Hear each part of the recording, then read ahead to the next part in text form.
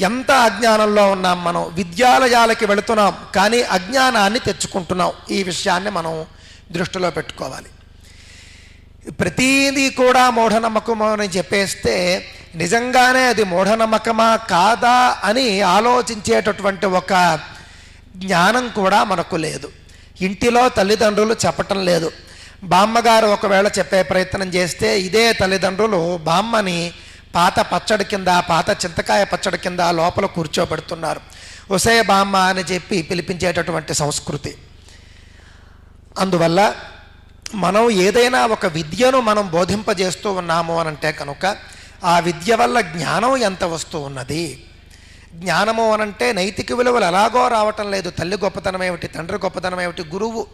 ఇక మరీ దౌర్భాగ్యం ఏమిటి అనంటే కనుక నేటి స్కూళ్లలో గురువు సంగతే లేదు. చెప్పేటటువంటి గురువుని గౌరవించేవాడెవడు?